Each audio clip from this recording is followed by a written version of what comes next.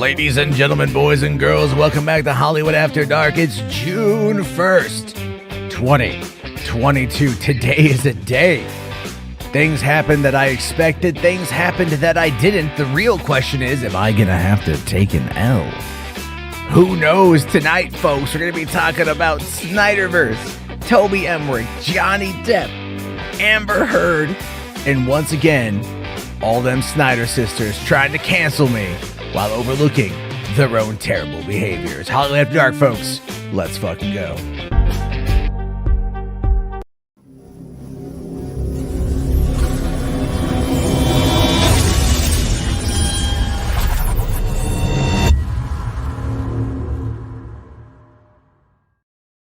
Hey, what's going on, everyone? How you guys doing? Welcome to the party. Welcome to the show. I know I totally hit the wrong button there and decided to hit that little 30-second countdown instead of my normal opening. But like I said, folks, it's been a very interesting day. So here's what's going to happen tonight. You might have noticed on the channel that there are, in fact, 2 streams listed, because what we're going to do is we're going to talk about the news of the day, because that's a lot of topics to go over. And then after that, this should run maybe 35-40 minutes depending, and then after that we're going to bomb over to the Stranger Things season 4 volume 1 spoiler discussion, which will be happening right afterward when this is over, so we can have that conversation. Finally, it's taken a couple days. Stuff keeps happening, stuff keeps going down, the world keeps turning, and we have to keep talking about it because, well, that is just kind of how things are. Obviously, last night we had the Obi-Wan Kenobi episode 3 big brouhaha, right? This is the one everyone's been waiting for. This is the one everyone's been dying to see.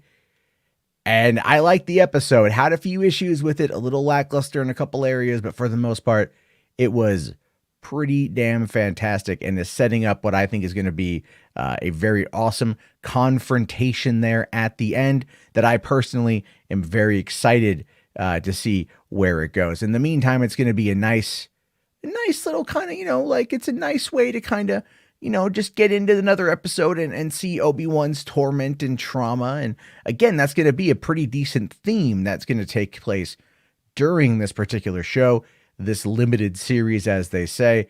But again, after last night, we had all the people that, were talking about all the hatred against Moses Ingram and trying to, stand with her and defend her. And that, of course, led into a very interesting conversation that I got into today, but I'll be talking about that here in a few. Astro Josh here says that he saw the Bob's Burgers movie and he loved it. That's awesome. You're not the only one that's been messaging me about the Astro. I haven't had the chance to watch it yet. It's just with my kid being sick and then me not feeling well in the holiday weekend and having to work and everything else. I have not had the chance. I was surprised I was able to make it through all 7 episodes of Stranger Things, literally keeping me awake until nearly 4:30 in the morning, just trying to watch some of those longer episodes and still find a way to piecemeal it out. So that was a meaty, beefy first half of the season, and I'm very happy with that. But I do really want to see a lot more from Stranger Things, obviously. H. Bart's here says, Jerry Bruckheimer better get his Pirate 6. Here's the thing. It's possible, man. It's entirely possible that could happen now. I have a feeling, because Jerry Bruckheimer had said never say never, right? And a lot of people took what he said as like, oh, he's putting the Calfred and Pirates of the Caribbean thing. And he wasn't. He was saying just never say never, right? Well, now things are totally different. Amber Heard, we'll talk more about that here in a minute. We might start with that, actually. Amber Heard has just had a hell of a day.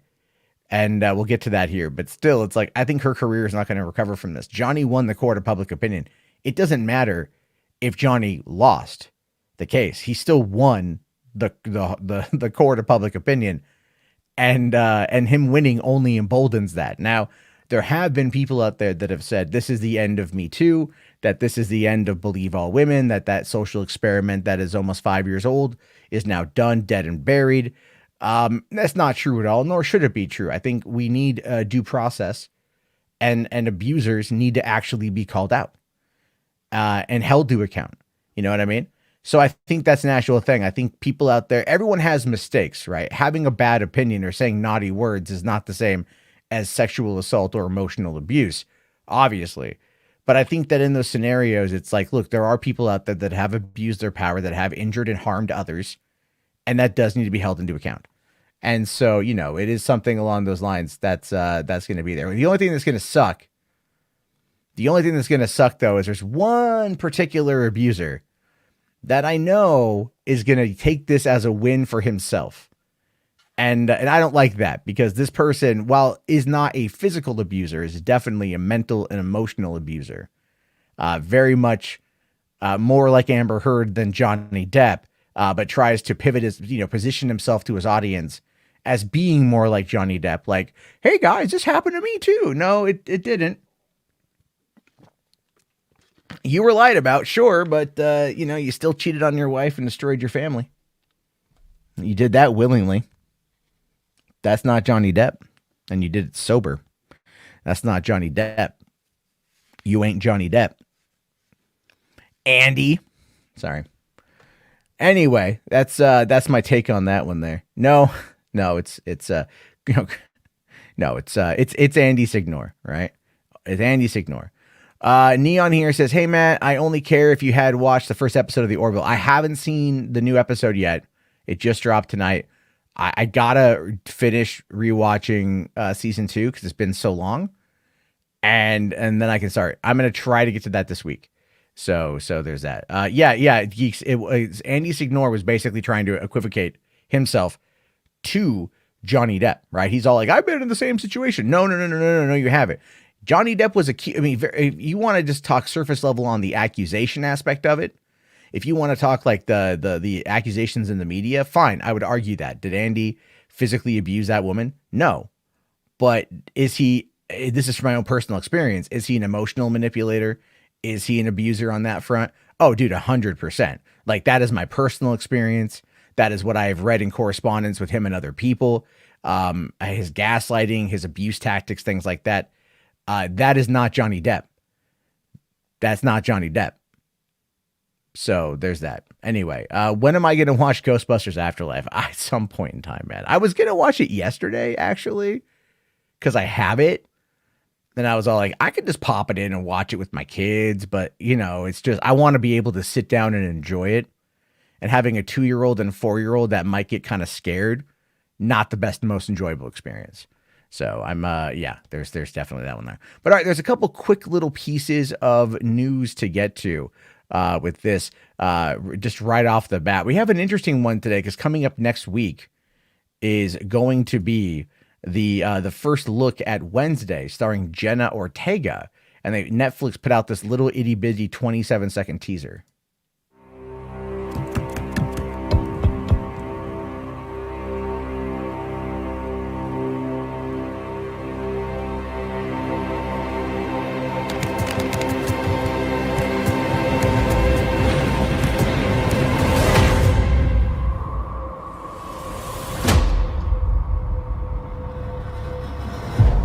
Yeah, so next week is the Geeked Week from Netflix, which I always enjoy their Geeked Week. I hope it's a little bit more streamlined this time than last time, but it is cool to look at some of the more nerdier shit that they're coming out with. And I think now, when we are going to be talking about Netflix here very quickly in a minute, but I am looking forward to that. I will say I do like the design of Thing, right? Like, I do love the design. That it's stitched together, feels very Frankensteinian, however you'd want to put that together, kind of cobbled together from different human body parts. And I like that. I dig that. I think it's going to be very cool to see how this plays out. I don't quite know how I feel about a Wednesday Addams themed show, if it's going to like ignore the rest of like the family. Obviously, Gomez and Morticia are going to be older. I don't know if they're going to be in it at all. Is Pugsley going to be in it? Uncle Fester, Cousin It, Lurch. I mean, who knows, right? I don't know really anything about this show, just that Tim Burton's involved and it stars Jenna Ortega, and Christina Ricci, I think, is actually involved, which is what I was hoping would happen. And we have that right now. But another quick thing to talk about that I saw pop up today, and this is just interesting because I'm kind of worried about it, is this is the cover of the new issue of Empire, which is going to be having a full another new look at Lord of the Rings, The Rings of Power, This time having Morphid Clark and her portrayal of Galadriel on the cover of this. And so the reason why this whole thing kind of sucks is nothing against this actress, right? Nothing against this actress whatsoever. I've only seen some of the pictures. I've seen the trailer. Again, as with like the whole like Kenobi discourse we went over last night, I'm just not looking forward to the discourse surrounding this. Like, so many freaking people are going to like end up just attacking for like, again, no other reason than just to be a dick. And because they want to keep pushing that narrative that they're always the victim, that they're always the underdog, that they're always the disenfranchised or the downtrodden, because that is how they maintain power. It is such a weird, it's very, and again, to kind of relate to like American politics, Republicans are great at doing this. They're great at claiming to always be the victims while having the most control over the most amount of states. Never mind a SCOTUS control at this point, like a very good majority. So, I mean, that's kind of how they play the game. And I'm not a big fan of that personally, because I don't think a lot of people are as victims as they claim to be, especially online shit. And I've had a lot of people say things about me, which we'll talk about, and a lot of lies that were spread, which we'll talk about, but I don't look at myself as being the victim. I kind of laugh at it because it's all pointless bullshit. However, I'm kind of looking, and I'm looking forward to whatever the Lord of the Rings is going to be. Rational here says the Lord of the Rings show is already being attacked by Tolkien fans on the internet. The show was always going to be DOA for Tolkien fans. Well, the thing with that is, though, again, because it's like, it's second age, it's not going to, I mean, it kind of is going to maybe slightly reference the movies, like the visual aesthetic, because I think that's what a lot of people are going to go for. But the thing is that it's like, again, it's not adapting a set story. It's adapting a situation, from the second age. Right. And so there's not a straight Tolkien story to pull from. There's just ideas, and they're going to adapt it. And yeah, I know there's been issues with it, especially with the one guy having left the scholar, the Tolkien scholar, having left the project. I'm still actually working on my road to the Lord of the Rings Power video. I actually have like probably half of the assets done. I got distracted with other projects, which is why I haven't finished it, but I'll definitely have it out by the time the show rolls around later on this year. Because I do want to cover it again from just a casual fantasy fan perspective. I haven't read the books, like I don't know the Silmarillion or whatever it's called. I don't know the lore from the second age, so this is going in like very kind of just open-minded and my perspective of it. And having, again, a black dwarf is not going to be the end of the world for me because I don't care. Having an ass-kicking Galadriel, a warrior elf type character, not going to be the end of the world for me because I don't care. But a lot of people, you're never going to be able to please everybody, obviously. But a big part of that are the people who are very much still just like, they just want to be upset. That's just kind of how it goes, right? As unfortunate as it is. So let's talk about some more streaming stuff. I probably should have led with the Empire one because now I screwed up my own flow, but that's okay. According to Hollywood Reporter today, they had a bit of an expose on Netflix and what Netflix is up to. And apparently it says here that Netflix is looking to focus on making bigger and better films whilst releasing fewer than it previously did. The company will also reduce the output of lower budget films, which could become more niche. Now, the thing with that is the way Netflix operates, right, is that they pay everything up front. So there's no back-end receipts, nothing. This is why their movies are as expensive as they are, because they pay for literally everything up front. I do think that eventually what we are going to see is we're going to see another writer strike. That's going to be, again, an actor strike, a writer strike, talking about the issues involving residuals and payouts and things like that eventually Netflix is going to have to address. But for right now, because Netflix is in a position to where they are still the lead, they are still pulling in so much money, they are doing a restructure, but that money doesn't necessarily trickle down, but the people do get paid out in full. So it's not like anyone is losing money. They're just maybe not like, they're just kind of getting more upfront. And here's the thing. I think it's who said this? Was it Sandra Bullock had said that if it wasn't for Netflix right now, a lot of actors would not be working, right? Like Sandra Bullock's production company has got a deal with Netflix. You've got who else? Like, so many people have a first look deal with Netflix. So it's one of those things where they are keeping actors working, and that's a good thing. But they've also been like just churning out a lot of stuff. A lot of it is just not good. They are trying to reach a wider variety of people. 220 million people subscribe to the platform. That is like subscriptions. That's not people who watch. Guaranteed it's a lot more, especially with password sharing and things like that. So there's a lot of people that are going to have a lot of varied interests. And obviously their algorithm and the way it's designed is supposed to make it look like, yeah, there's a lot here that they can, that they can learn from. But again, I think they've realized now that binge culture is killing it. In my honest opinion, they're not going to get away from it all altogether.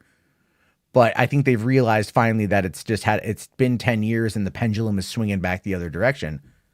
And they got to start really, really curating the content, which is why I'm excited to see what they're going to do for Geeked Week, because that's the content that speaks to me predominantly. Moisture here says, quality over quantity. It's about time Netflix curated their content. I agree. Ryan says they also got rid of their animation department, which kind of sucks. Yeah, that's kind of why I feel like they're probably not going to do Masters of the Universe Revelation Season 2, which like sucks, because I really, really liked Season 1, like all the way through.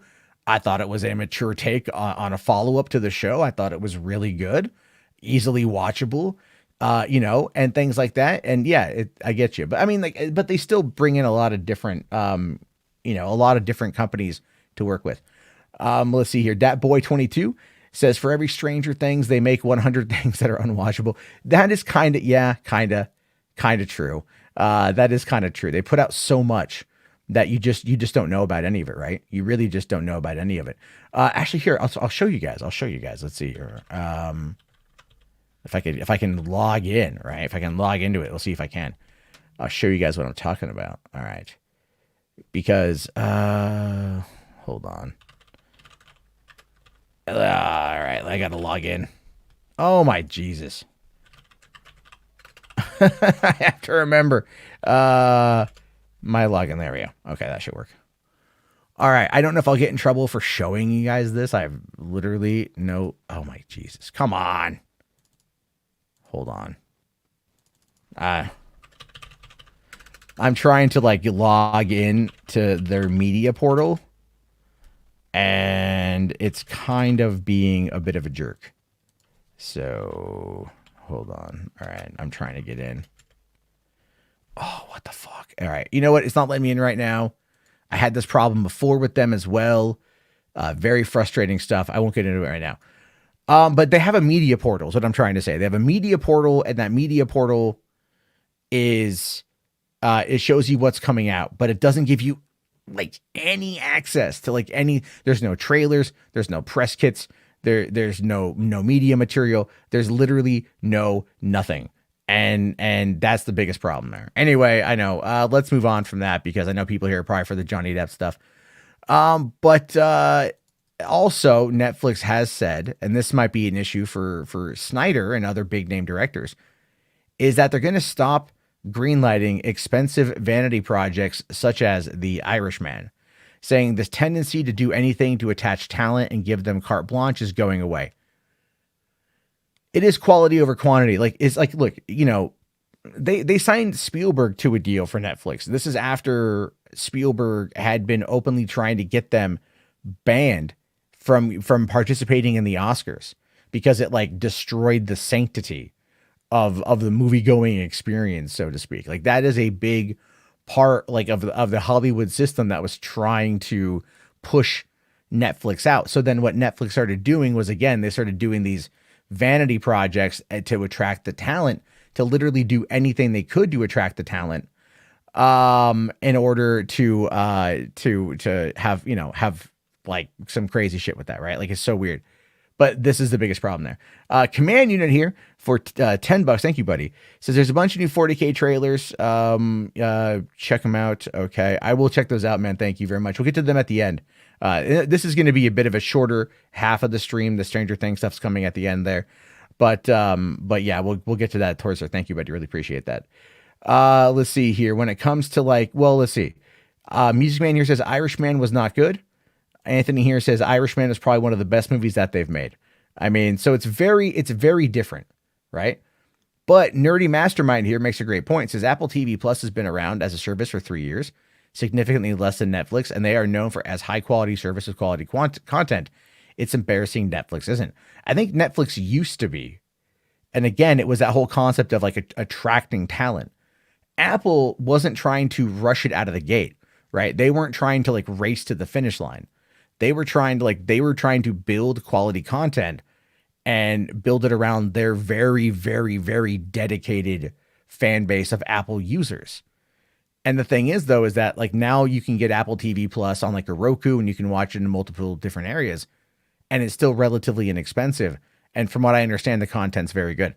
I'll tell you guys, I would actually be willing to cancel my Netflix for a while until something I really want is coming out later on this year, and then reinvest that money into Paramount Plus and Apple TV Plus to check out what they got over there. And that's kind of the problem, though, is again, you have this churn where you have all of these streaming services and it's starting to really, really increase cost and everything else. Because, even for just home internet, I spend $110 a month for just high-speed internet at home. So, and that's not with any kind of cable TV package, because I don't have that. I'm a cord cutter. So then you add Netflix and Disney Plus, and when I had HBO Max and Amazon and all these other services, and it starts to really, really add up, right? But it's again, just get a package for a month, watch what you want to watch, move on to something else, which is what a lot of people are doing. And the thing is, these streaming services are noticing that, so they've got to think of better ways to keep people in. Disney understands that for right now, while they're expanding, to keep the cost low. Netflix, for some reason, had 2 price increases in 6 months. That's insane to me. That's absolutely insane to me that they did that. And again, it's one of those things where they're going to have to ridiculously increase the quality of the content. More Stranger Things, more Bridgerton, more, 13 Reasons Why. I wouldn't say that's necessarily good content, but it did drive a conversation at the time. Rather than pay a lot of money for cable television shows that they license, they got to start paying for more stuff. But anyway, there's definitely that on this one. Look, I love Netflix. I do love what they create. I just wish they were better about it, to be fair. I really do. In the meantime, we're going to have to hope that they actually kind of pull their head out their booty and get everything back on point. So why don't we talk about the bigger, I'm just going to get into the biggest news of the day, because I know that's why a lot of people are here. Johnny Depp fucking won. Johnny Depp won. Johnny Depp won. Johnny Depp fucking won. I'm not going to lie. I was kind of thinking I didn't think he was going to win what he did. I thought he was going to maybe there'd be he'd win, but it'd be a summary judgment of $1, on both sides. So they would both kind of win their lawsuit, but they would just get nothing and it would just go away. I was really surprised at the amount of money that was awarded. And what I find to be really, really fascinating is that in Amber Heard's countersuit, they only sided with her on one claim in that suit. But again, that wasn't really being reported in a lot of places. It's just Johnny Depp wins, Johnny Depp wins. It wasn't, and Amber Heard won this, because none of it fucking matters, folks. Right? Literally none of that matters. It doesn't matter that Amber Heard won one part of that counterclaim, because when you look at what the counterclaim was and what the jury agreed with, it wasn't even what Johnny did. It wasn't even what Johnny had said. It was what his lawyer had said. So it doesn't even fucking matter, man. I'll tell you this though, I'm glad that this trial is over. I'm very happy with the verdict.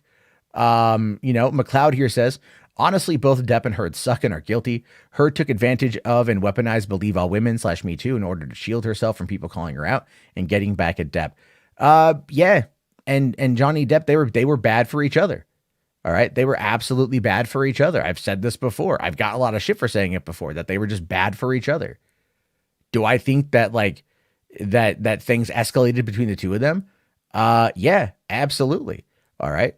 Do I think that like Johnny is completely innocent? No, he's not. But he was, in this particular case, he was absolutely the victim of someone who was pushing and pushing and pushing and pushing, and then vilified him 6 years ago by making these claims against him with no substantive evidence.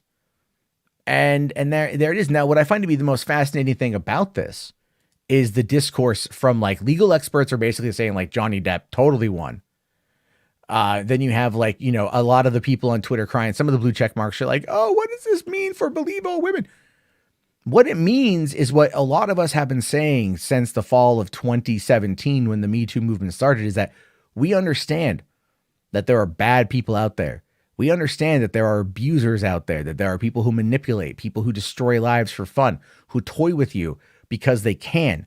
We understand that these are bad faith actors that need to be called out and that need to not be allowed to work in the industry completely with impunity. Obviously, that is a realistic thing. But also due process is a thing, right? Due process is a thing. However, the one thing I'll fully admit I haven't fully looked into, and that I do need to look into it, and I'm sure somebody will correct me if I'm wrong, but like, you know, Johnny Depp losing the defamation case against the Sun in the UK, effectively legalizing it over there to call him a wife beater, where I think there was like 12 of 15 claims that they agreed with Amber Heard on, or at least what the Sun was reporting. And that wasn't really taken into account here. I mean, obviously, I think it makes sense as to why. You know, you have a journalistic outlet. This was about the op-ed piece in 2018, not the Sun's reporting. So it's a completely different case. But that wasn't really taken into account as far as I understand it. But then again, I did not watch this 5 days a week, 8 hours a day for 6 fucking weeks. So I followed it where I could. And yeah, a lot of it was probably TikTok, because my TikTok feed is just full of nothing but the case stuff. You know, but I will say some of the memes, right? There's a song someone made and the hook is like, objection hearsay. And it's like, it's really fucking catchy, you know? So it's like, you know, it's like, look, there's a guy who made music criticizing me, like with my own voice. And some of it's pretty damn catchy, although I say terrible ass things. But we got a couple of quick super chats here. Command Unit here says, I want to see season 2 of Daybreak. Hopefully we'll get it. I don't know if that show's been canceled or not. But I do hope you get that.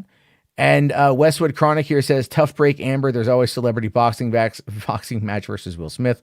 Hold this L. It's, I mean, look, I don't know, man. I don't know what's going to happen with this. Amber is not happy. Her post on Instagram today was really funny.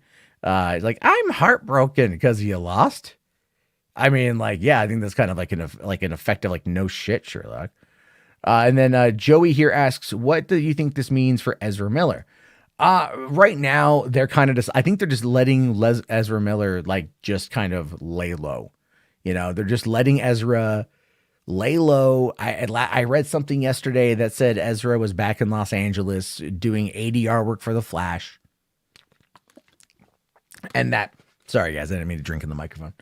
And that, you know, Ezra is going to be fine. I don't see them continuing forward with The Flash if it doesn't make a lot of money, given everything that's going into it. Zaslav, and we'll talk about the DC stuff here in a second, but the Zaslav's a cheap ass, right? It's a cheapskate. He's a total spendthrift, total penny pincher.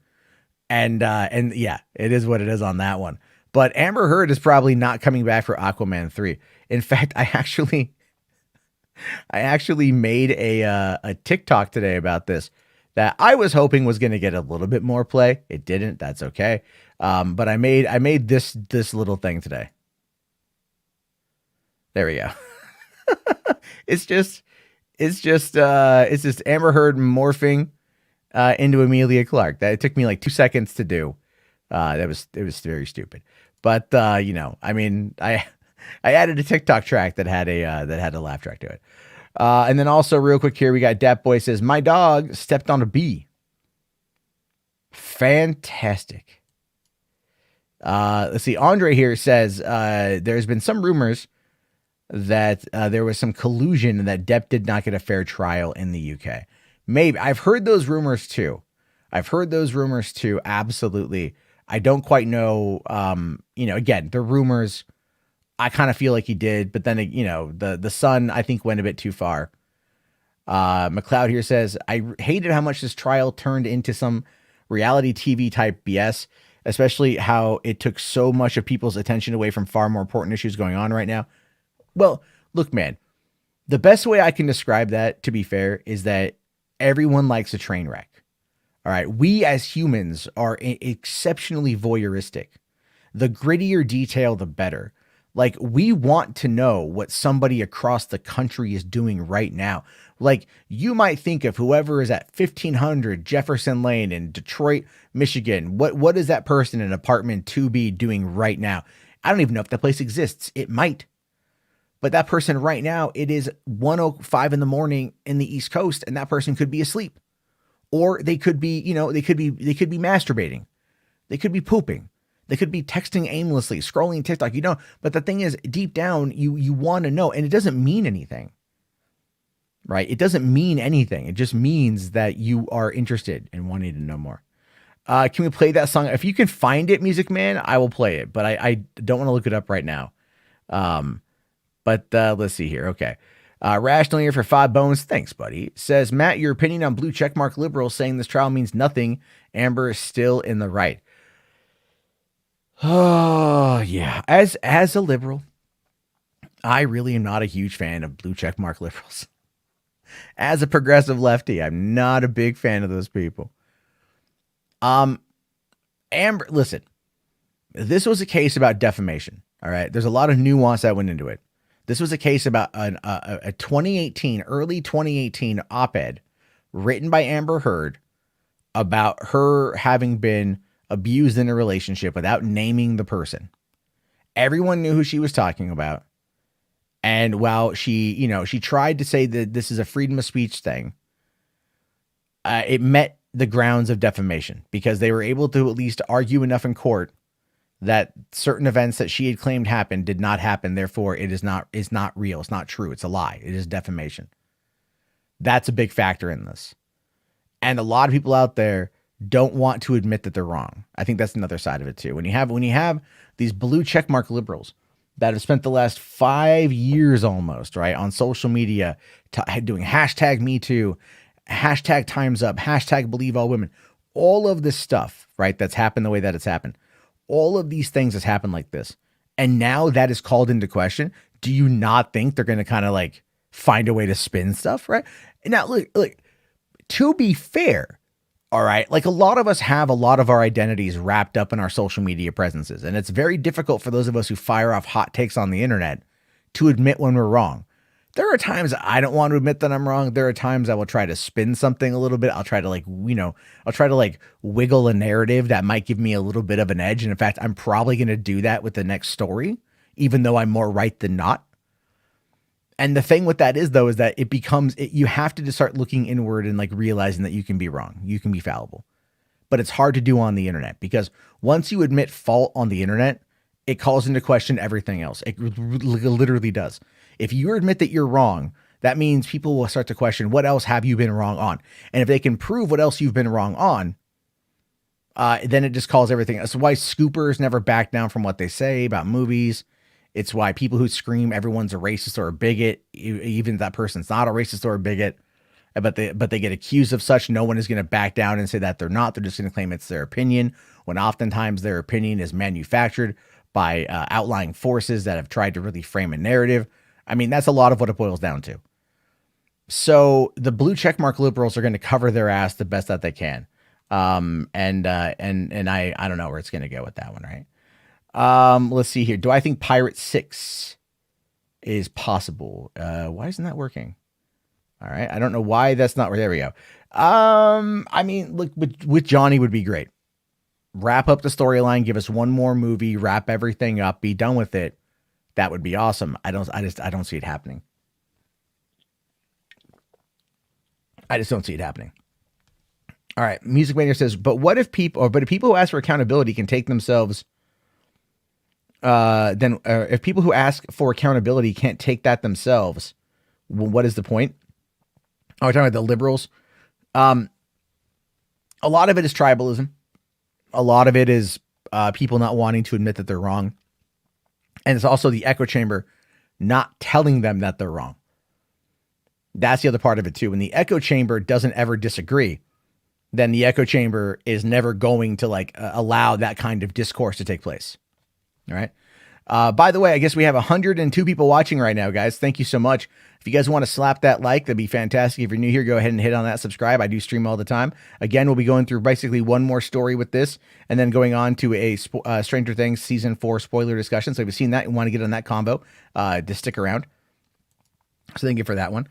But look, the watcher here says, I can see Depp getting more work, same as Amber, but they're both going to come out, both come out unscathed. No, Amber is absolutely scathed. Absolutely scathed. And I don't see Amber ever really look, I see Amber as kind of doing the Kristen Stewart route, right? Where it's just going to be like independent movies, mid-budget films, where she can rebuild up her cred, she's going to have to go away for a while. And then she'll come back and she'll do something and Amber's not gone. Okay. Amber's not gone, but for right now, it's best if she doesn't if she works on smaller projects. All right. I'm telling you guys this right now, the best thing that Amber can do, and you may agree with me, you may disagree with me, and that's absolutely fine. The best fucking thing Amber Heard can do in this moment in time is 100% come out and say, I have a cocaine problem or I have an addiction problem. I realize that I have not been the best partner. I realize that I've been a destructive force in not only my life, but others. I'm going to go to rehab. I'm going to go seek help, and I'm going to better myself as a person. Because if she came out and did that, here's why it would work. Okay. It would work because she then is able to claim victim of addiction. And this is a PR thing. I don't know if she actually would ever do this or not. So whatever. I want people to know that. But if she came out, she's like, I have an addiction problem. I'm going to go get rehab. Now it makes her the underdog and it gives her that leverage point to come back. Right. I was just, she can do that. Now, will she? I have no idea. Again, if I was her team, that's what I would argue from a PR perspective. Now our WP here says, but she won't admit that because she doesn't think anything is wrong with her. And that's the other part of the narcissism, right? The narcissism and the sociopathy that comes from Amber Heard as just a person. I made a joke. I don't know if I still have the image up here, right? I might still have the image. I probably deleted it. Oh, I did. Maybe I've got it. Let me take a quick look for it. I just made a joke to my friends on social media about it because I was basically it was like two people fighting and it was a little meme and it was one side was wanting to hate Amber Heard and then the other side just says, but my dick, and that's the thing. I've seen a lot of guys make that commentary oh man, fuck Amber Heard, but then I want to fuck Amber Heard. You know what I mean? So it becomes this kind of it becomes this weird thing where we tend to kind of give leeway the more attractive or popular a person is. All right. Now, Amber Taylor here says, Amber Heard, I will never financially recover from this. She will, she will. I mean, she's just not going to have to, because here's the thing. She's never going to probably end up paying Johnny Depp anything. All right. She never even gave those kids the money, I believe, right? She pledged the money, but she never gave them the money. Let's see here. McLeod says, this train wreck, as you accurately put it, also further gave more far-right men's rights types all the ammo they need to shut down any woman who wants to speak their truths. While at the same time also further making the concepts of men also being capable of being abused as something that barely exists. So for one, okay, far-right men's MRA types, probably. I know a lot of the middle ground people. I know a lot of the leaders in the online MRA movement, and trust me, they aren't like what you think. But there are people out there who were financially motivated to do this the way that they did it, right? There were people out there that were covering this predominantly from a how can I make money on this? But again, I think that's what Johnny Depp wanted. Johnny Depp wanted this thing to be a shit show because it would get the most amount of attention. If this particular trial was not televised, I do not believe that it would be as popular. It would have been talked about. I can't even formally say that even, Johnny Depp would have won. Because Amber, I think part of the problem was Amber was overacting to the jury, knowing she was on camera. And I think that is one of the things that served up a bit of the disingenuousness that I'm pretty certain the jury picked up on. So had this been a closed door trial and all we would have gotten were just updates from people, reporters that were in the room, it would not have been as big of a shit show. And it would not have been as big a thing, putting Amber on the defensive the whole time, I mean, look, I'll fully admit I am poking a little bit of fun here with this. I tried finding Johnny and then wanted to kind of position his finger towards her nose a little bit. Thought about photoshopping his finger in her nose. And I opted against it. But yeah. And then hold on here. Command unit here says Amber Heard OnlyFans when? Oh my gosh, man. Well, I mean, Amber Heard has done nudity in movies, so you don't have to look far for that if that's what you're into. However, I do not feel that is the case. That will happen. Spherical Commander says, I can see if his ultimate goal for the trial and being televised was to ruin Amber's reputation, just as bad or even worse than she did to him. I mean, yeah, kind of. Datboy here says, live streaming the case on TikTok was super profitable. They had average 20,000 viewers and paid gifts coming in all the time. Oh yeah, dude. Like I was on TikTok and like ABC News and NBC News and like actual news outlets were streaming the case to TikTok through their profile. Right. And I'm like, what? And then I'm looking at like other news outlets that were running it and they're getting like super chats. And there's no hosts. There's no one giving their commentary. It's just like whatever. And I'm like, what? I had people DMing me all the time going, why aren't you covering the Johnny Depp stuff? Why aren't you covering this more? Well, you could make a lot of money on this. And I'm like, yeah, but the people that I would bring in as a result of that are not going to be interested in the other commentary that I'm going to want to cover. And that's kind of part, right? Drake here says Amber put out a tweet after the thing. Yeah. You know what? Hold on. I will bring, I'll bring that up real quick. So, hold on here. So I did actually kind of make fun of it a little bit. So but I'll bring it up in context, right? Okay, there we go. All right, we'll read this real quick, and then we're going to go talk about the Zaslav Toby Emmerich stuff here, because I know that that's the other part of things too. So, Miss Heard has said, "The disappointment I feel today is beyond words. I am heartbroken that the mountain of evidence was still not enough to stand up to the disproportionate power, influence, and sway of my ex-husband. I'm even more disappointed with what this verdict means for other women. It is a setback. It sets back the clock to a time when women who spoke up and spoke out could be publicly shamed and humiliated. It sets back the idea that violence against women is to be taken seriously. I believe Johnny's attorney succeeded in getting the jury to overlook the key issue of freedom of speech and ignore evidence that was so conclusive that we won in the UK. I'm sad I lost this case, but I'm sadder that I seem to have lost the right. I thought as an American, I thought I had as an American to speak freely and openly." Yeah. Womp, womp, womp, womp, womp. I'm sorry. That's a world's tiniest violin on that one there. World's tiniest violin. Jesus Christ, you guys. I mean, like, calm the hell on, right? Like, what is this shit? Again, the UK situation was, we're talking about like, that was so conclusive in the UK. Well, it's not the same thing. Louis here says, "This is why I love watching this channel. You give props, brother, for not just going where the money is and having dignity." I mean, like, yeah, man, thank you for one. I just kind of like, it's just not what I'm into. And that's not what I'm about. I'm going to get bored if it was that, right? I'd rather talk about cool things, which is why the Stranger Things conversation is going to be so much fun. But thank you very much. I appreciate that.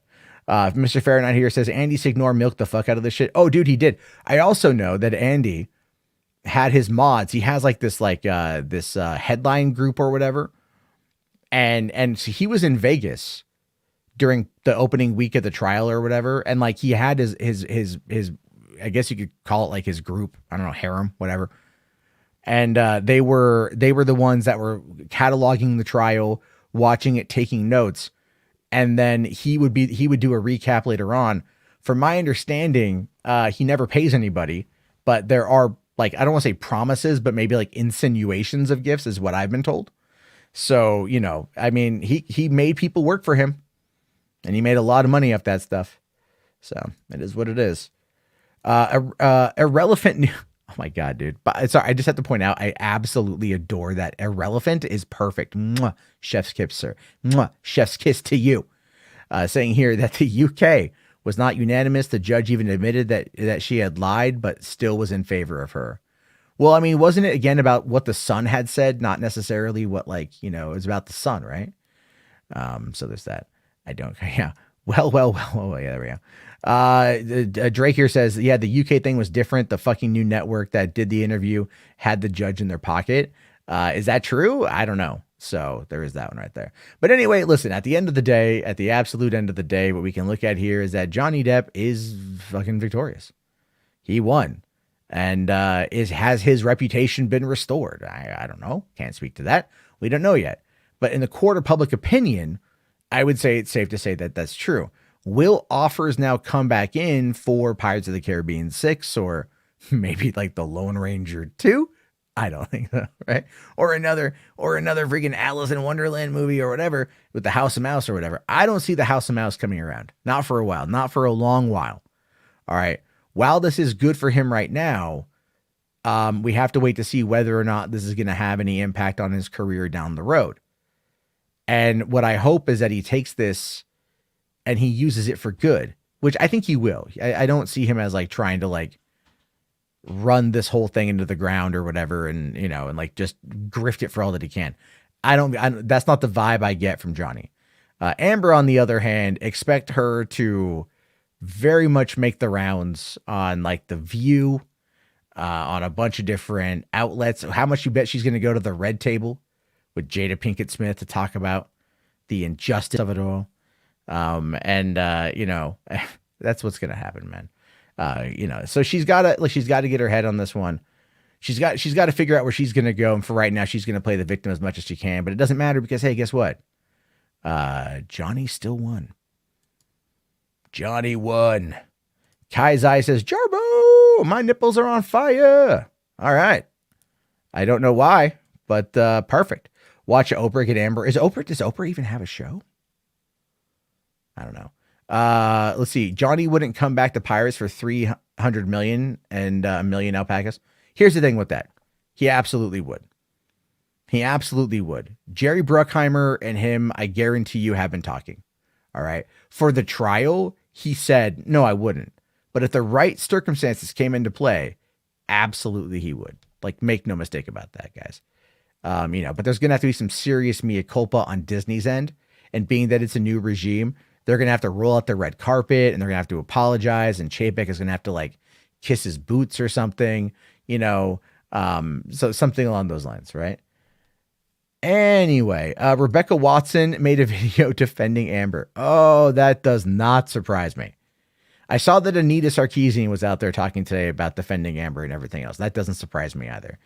But here's the thing. Much like my previous career, Rebecca Watson and Anita Sarkeesian and even myself are all massively irrelevant. So it doesn't really matter. Johnny won.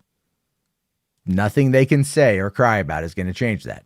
So that's just the way that the cookie crumbles, man. That's just the way that the whole thing's going to go down, I guess. I don't quite know. All right, here. Why don't we take a quick look at where's the next article I had? There it is. Sometimes I got to remember where this stuff is at. So let's go and talk about some Warner Brothers stuff. So as for the people who were here for the Johnny Depp and everything else, that part's done. Thank you all. If you want to stick around, that'd be great. If not, I completely understand. But we're going to talk about some more movie drama before getting into the Stranger Things convo. So what we have here is Michael DeLuca, Pam Abdi reached deal to lead Warner Brothers film division, marking the end of Toby Emmerich's reign over the Warner Brothers Picture Group. And this has a lot of people, a lot of Snyder fans, outright like, we won, you guys. You didn't. But it's a step in the right direction. And I'll fully say that. It's a step in the right direction, okay? It's an absolute step in the right direction. And that would be, something that could happen. Again, if they want to bring back Cavill or Batman, whatever, I'm 100% on board with that. Now it says here, Warner Brothers Discovery's film studio management structure is taking shape. Sources with knowledge of the matter tell The Hollywood Reporter, as the executive team of Michael DeLuca and Pamela Abdy have reached a deal to run Warner and New Line as soon as the Amazon releases them from their contracts at MGM as soon as next month. Toby Emmerich, who has been running Warner's and New Line since 2017. To be fair on that one, I thought he was like running New Line and then he took over Warner Brothers in 2018 when Kevin Tushihara got yeeted, right? Like, did he take over for Tushihara? I forget who took over. Anyway, it doesn't matter. He will exit that role, but received a production deal with Warner Brothers Discovery, saying here, I have no doubt that he will deliver even more exceptional one-of-a-kind stories in his new capacity, and I look forward to continuing our working relationship for many years to come. This is coming from Zaslav in a memo to staff today. So here's the thing with that, right? Is again, he's leaving being the head of the picture group. And that wasn't just like the head of the picture group. Like, you got to understand is like, he not only oversaw Warner Brothers Picture Group, he also oversaw all original film production for HBO Max, right? Like, they really gave him a lot to do during the pandemic.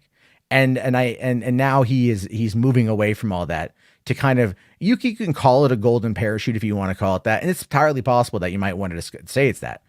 But really what it is like, he is doing this thing, and he has been able to allow himself an exit, right? And to go back to something that he actually wanted to do. Toby's a producer. Producers are hands-on. When you run a company like the Warner Brothers Picture Group, yeah, you've got power, you've got sway, you've got control. You're the one that controls the checkbooks, right? You control the purse strings, all that stuff, but you still aren't going to be as hands-on as you want to be as a storyteller.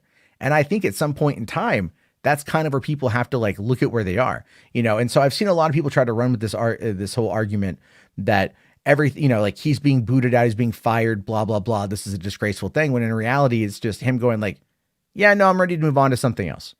And allowing himself to leave on his own terms, rather than, either rejecting an offer or, eventually just kind of being let go. Now, it says here that after DeLuca and Abdy depart MGM, their direct reports will report to Julie Rappaport under Jen Salke's oversight. Okay, whatever. Zaslav's strategy as he shapes the companies to create 3 verticals, each with its own leadership. You have Warner Brothers New Line under DeLuca and Abdy, DC, and animation. Now, what that is, okay, so this is where it gets a little confusing. So Warner Brothers New Line will be under Michael DeLuca.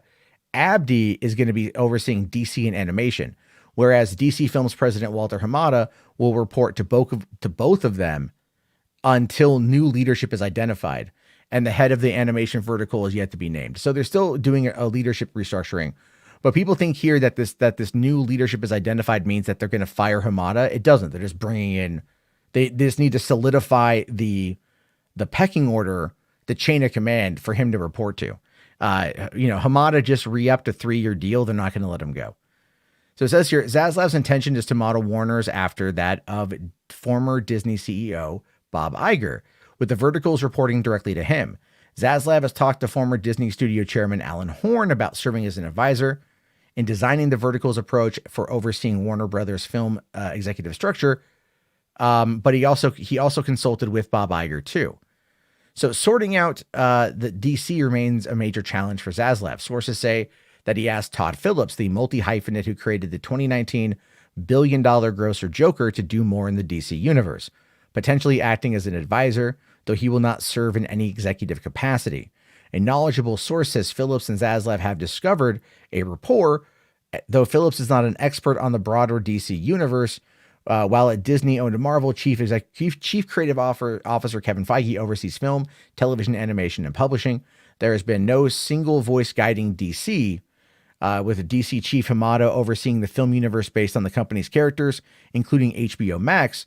DC properties are only loosely connected and sometimes taking place in entirely separate universes, such as Joker and Matt Reeves' Batman. And that's the biggest issue right there, right? Is the fact that when you think about this, when you look at this, DC has been a mess because there hasn't been a voice. There hasn't been a voice guiding it, right? There hasn't been a singular vision. And right now they need a singular vision for all this stuff, right? They need a singular vision for everything.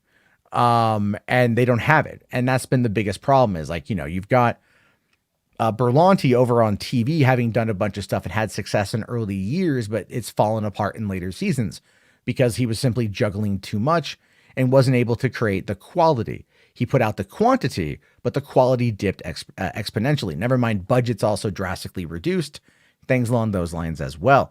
So you have to kind of look at it from that perspective. When it comes to Phillips was able to take $65 million and turn the Joker into a movie that did insane amounts of business, and it was insanely rewarded with accolades and accomplishments and stuff. But we have to also remember the circumstances that led into that. And I think that's something here to kind of look at. For one, Joker was something that Phillips wanted to do, but like really nobody else at Warner's wanted to do. He ended up getting it greenlit before Emmerich took over, I believe. Or maybe before Hamada took over, and there was like nothing anyone could do to stop it. They limited the budget to $65 million. It was a very character-driven story. Sure, there were references to Batman, or at least young Bruce Wayne and other of the broader elements of Gotham, but the story about a man left behind by the mental health system was definitely an issue that people could resonate with. And then what you had was an actual assault by the media coming out and telling people that this movie was going to cause the next school shooting effectively. This is something that was happening. Peter Sciretta of Slash Film, the owner and operator of Slash Film, was like the first person to spearhead this. He denies that he ever was really that crazy about it, but no, I have inside knowledge of what went down, and I called him out the day that he spewed his nonsense and he tried to backtrack, and I was being nice and I let him, but still that's kind of a big thing with that, right? It's an issue on that front where you've got to realize that these particular, that there's a lot of nuance with these stories. So looking at Joker as being the guiding force for the future of DC is very dumb, because even in this article, it states that, Todd Phillips does not necessarily have the greatest knowledge of characters post Joker or outside of Joker.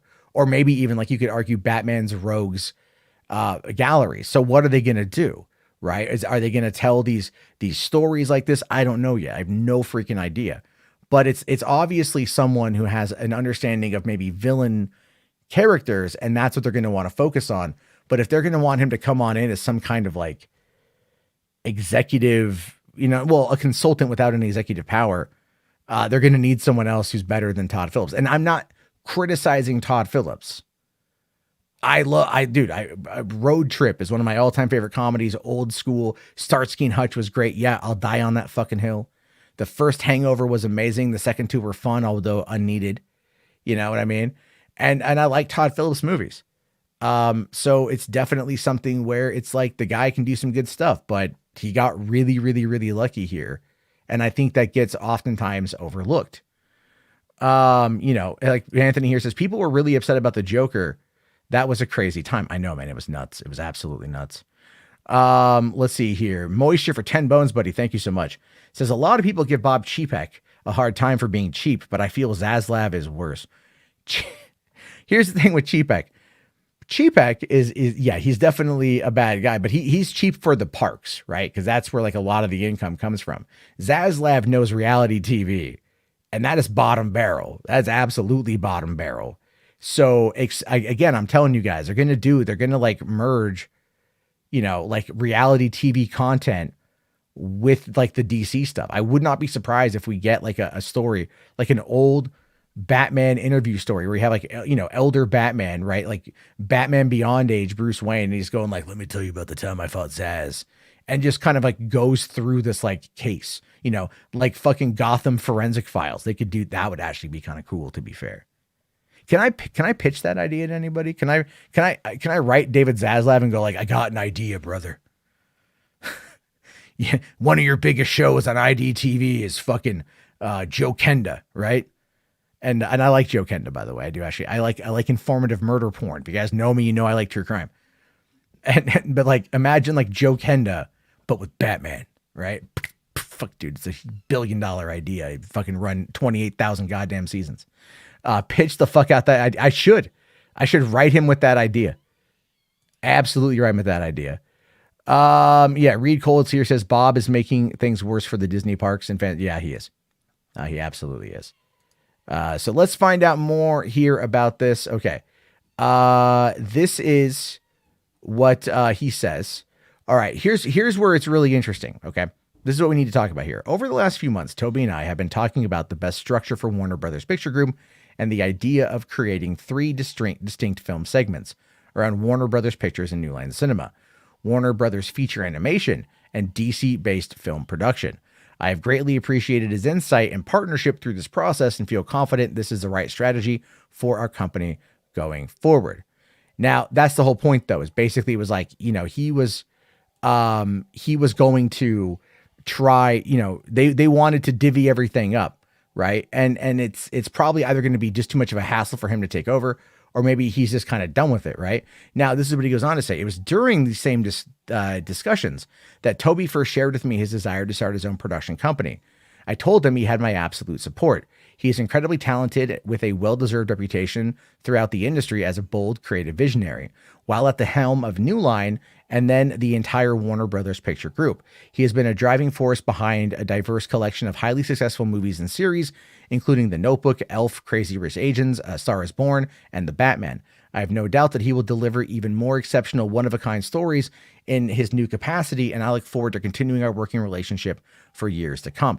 The reason why this is important, and the reason why this ends up like, you have to realize here, Zaslav is really talking him up, right? He's really pitching this idea for Toby. And the thing is, though, Toby is not wrong. Or he's not wrong about Toby. Toby has had a lot of successes while running New Line and while running Warner Brothers. A lot of the Snyder fans tend to just focus on like the Snyder stuff because that's what they've got. That is their frame of reference. Not to say that he's had successes. There's been some problems, obviously, but he's had some really big hits under his belt, and that's looked good for him. Never mind the previous Oscars where he just walked away. Warner Brothers had 9 wins over the course of the evening, and that was a big night for Toby Emmerich. But again, creatives like to create. Creatives like to actually be able to create and to go from there, right? They like to be able to like get their hands dirty. When you run these kind of companies, and if you're a creative going into a business-minded world, you can only do so much. You can only go so far. Kevin Feige has complete creative control over at Marvel Studios. So he's happy where he's at. Like, why would you have to change anything? You have complete control. Toby is not necessarily a middleman, but there are elements of his job that are middleman based. And as a result of that, he definitely is in a position to where he has, I think maybe stymied himself or things along those lines. At the same time, though, him going and working in a producing capacity where he gets to create his own content, that is why I believe he was looking to go to Netflix, because he wanted to go where they were actually like greenlighting vanity projects and they were taking risks and they were trying new things. Whereas I think under Warner Brothers, they were definitely doing their own stuff that was maybe a little bit different. And so I think that's kind of the case here if I'm just putting on like my spin on it. So let's kind of, I'll answer this question from Moisture and then we'll get to the other part of the day. So it says here, so Zaslav is in talks with Alan Horn and Bob Iger. He just wants Warner Brothers to be Disney. Well, what he wants is he wants Warner Brothers to be successful as Disney or as successful as Disney. That's what Zaslav wants. He wants there to be individual companies handling these verticals, handling these properties. So it can niche down and provide quality rather than just trying to, like, I guess you could say shotgun blast it, so to speak. And that's what I think he's trying to do. And that's okay. That's absolutely all right. I think, but he's also going to want to be a cheap ass about it. So there's that. The Watcher here says, Axe CW, but Greenlight Gotham Knights. Yeah, like, well, I know. That's not going to last. That trailer was bad. That trailer was very, very, very bad. All right. So let's see here. Okay. So I wish Toby Emmerich luck, but it's not all going to be as crazy as it is. Command Unit here, buddy. Thank you again. It says Hell's Reach is on YouTube. It isn't copyrighted, but a few parts have copyrighted music, so I'd recommend watching it in parts if you want revenue. Okay. That's the big one you want me to watch, right? I got to remember that name. But okay, buddy, thank you for that. I will keep that in mind. And then H Bars here says, love that you called out Mercury. Okay, so let me quickly talk about today's bullshit and how they tried to cancel me again before we go over and do the Stranger Things. So that link is up on the channel. If you guys want to go and just get that ready, we'll talk for a few more minutes. I'm going to end this thing, give myself a quick break to go to the bathroom. So I got to go to the bathroom and then we'll go in for that.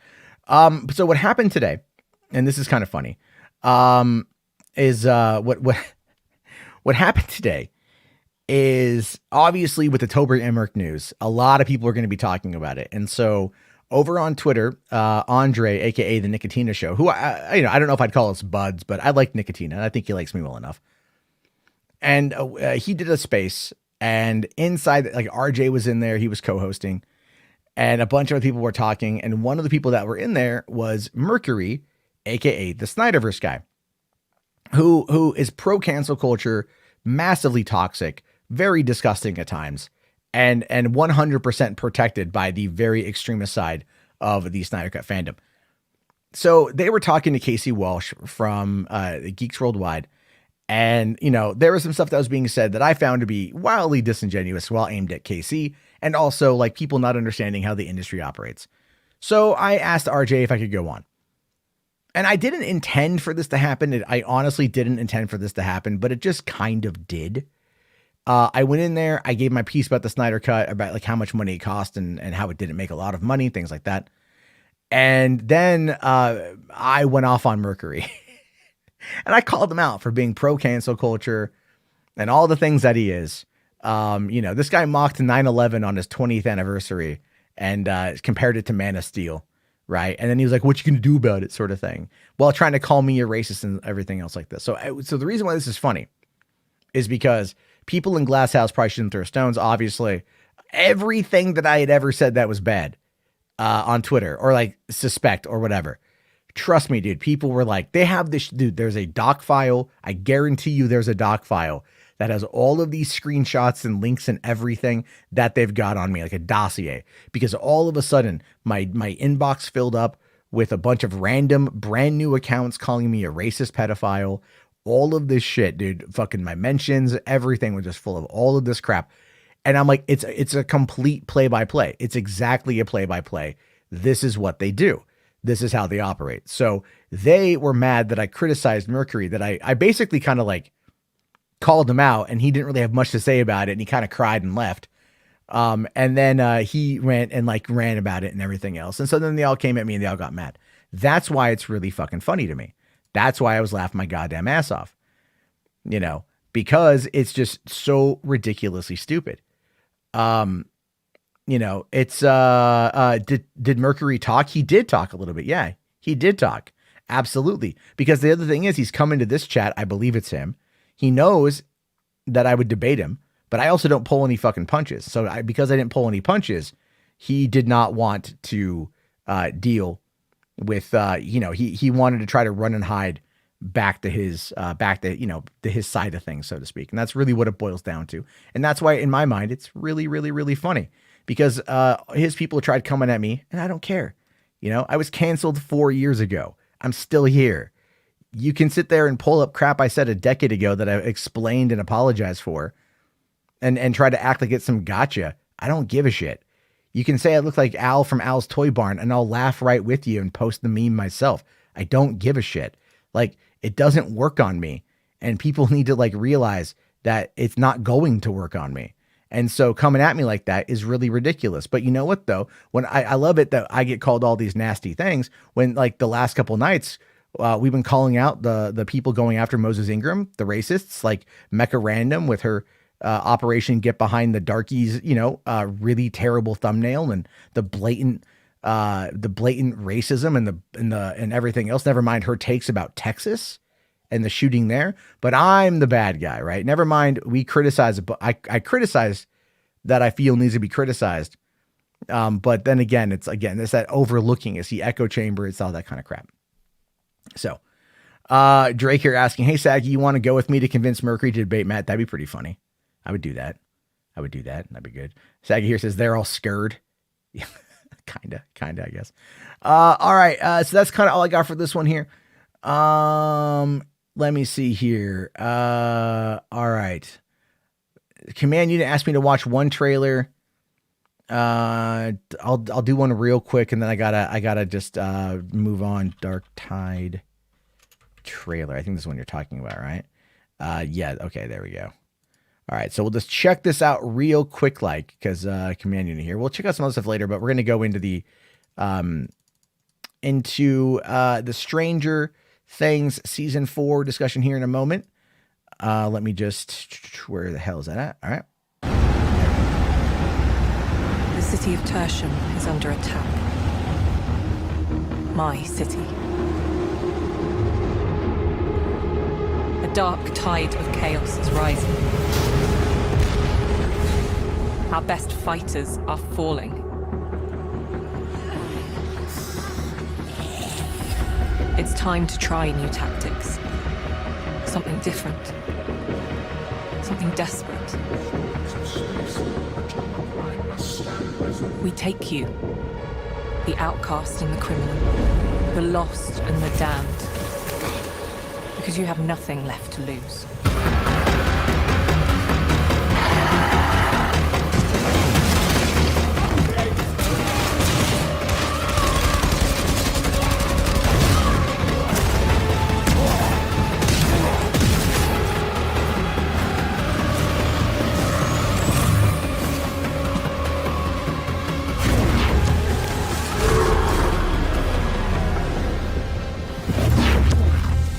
So you're the scum we're counting on now. And if it's come to this, then God Emperor help us all.